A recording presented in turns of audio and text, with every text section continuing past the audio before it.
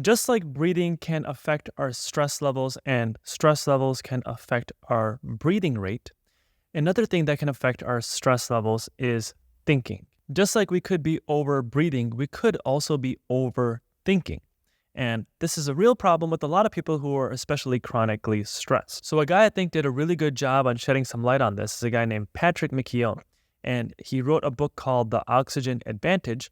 And I think it's a very interesting book. You should definitely check it out if you have the time. But basically, one thing I think people are really not able to do is to take control of their mind. You might be wondering, what the heck am I talking about? But have you ever found yourself scrolling through TikTok or Instagram or those YouTube shorts? You might have come across mine. In that case, I don't blame you. They can get addicting. But if you ever catch yourself scrolling through those and not being able to stop, that's one example of not being able to control your mind. These things can get kind of addicting. Or you might find that your attention span has gotten really short and you might not be able to focus on something that long. Heck, I might be surprised even if you got to this far in the video. And if you have, make sure you hit that thumbs up button and subscribe to the channel below. But one simple thing you can do to help tackle stress and negative thoughts is to simply start paying attention to your mind and your thoughts throughout the day. How often do you think you actually pay attention to what's going on in your mind? Simply by doing this more, you can help tackle stress, and especially you can help tackle chronic stress. So there are two different types of thoughts. There are practical thoughts and there are distracting thoughts.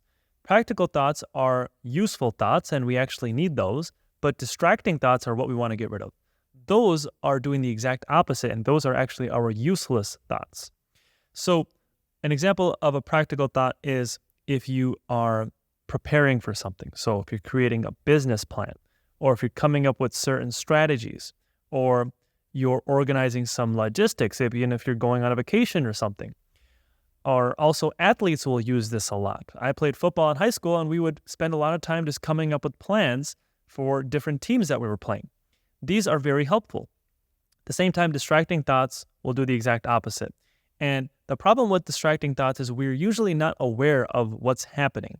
And this is what I want you to change. I want you to try to become more aware of these distracting thoughts, because these distracting thoughts are what can cause tension and a lot of stress and a lot of anxiety. So an example of a distracting thought is if you are in the shower and you start wondering, I wonder if those guys thought I was weird because of the way I said that one joke, or I wonder if I sounded stupid when I said that. Those are thoughts that will increase your anxiety and they serve no purpose. So we know that thinking is very important and we were definitely taught to think a lot. And a lot of people spend a lot of times thinking, especially like big CEOs like Steve Jobs. He talked a lot about how he spent a lot of time thinking. But overthinking can also be a problem. And this is something that we are not taught. So tricking your brain to sort of become not mindful, but mindless can be just as important as thinking. So there is a trick I want you to do. It's a 2-minute trick, so it won't take that long. You just got to pick a point at a wall and stare at it. Stare at it for 2 minutes without looking at your phone or doing anything, without thinking about anything. And I want you to jot down on a piece of paper every time a thought comes into your head about something. Every time you think about something and you get distracted, put down a tick on that piece of paper. I want you to see how many times in just those 2 minutes that you get distracted. Now, you might find that this can actually be really difficult. You might find the urge to look at your phone, might find the urge to check your text messages or check your Instagram. It can be really painful to look at a wall and do nothing for 2 minutes. Now, I want you to do this exercise every single day. To spend 2 minutes looking at a wall every single day and jotting down how many times you get distracted or have another thought. These are the thoughts that I want you to get rid of. The less of these thoughts that you have, the more you will be able to focus and concentrate. Now, at the same time, throughout the day, I want you to be focusing on your thoughts as well. Periodically, just kind of check in and see what you're thinking about. Ask yourself, is what you're thinking about actually useful or is it a practical thought?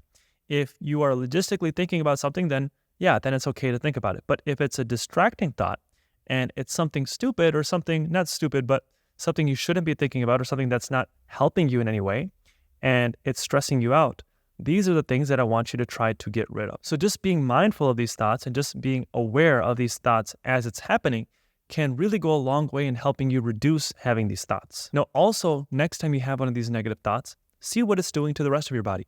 How is your heart feeling? Are you feeling anxious? How is your breathing rate? Has your breathing rate got up? Are you starting to breathe through your mouth again? Are you feeling kind of nauseous?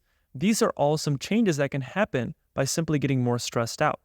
And these are some of the things that can contribute to having chronic stress. So the more you focus on this type of stuff, the easier it will get. And think of it kind of like a meditation or another branch of yoga. Increasing our ability to focus and concentrate can pretty much help us in every single aspect of life. I'm not just talking about preparing for an exam or studying for something. I'm even talking about if you are an athlete. For example, if you're a golfer, or if you've ever golfed before, you can see how important it is to concentrate. Because every single time you are driving or doing a putt, how many times have you done the exact same swing? But how come sometimes the ball will go straight towards the green, other times it'll go in the forest, or it'll go in the parking lot or something like that? It comes down to your ability to focus. This is something that really helped Tiger Woods when he was training to become a golfer. And this is something that his father, Earl Woods, really attributes to his success. So Earl Woods would actually use different tactics to increase Tiger's concentration. So what he would do is every time Tiger was practicing his golf swing, he would drop his golf bag or something like that. Or he would start shouting different things at him.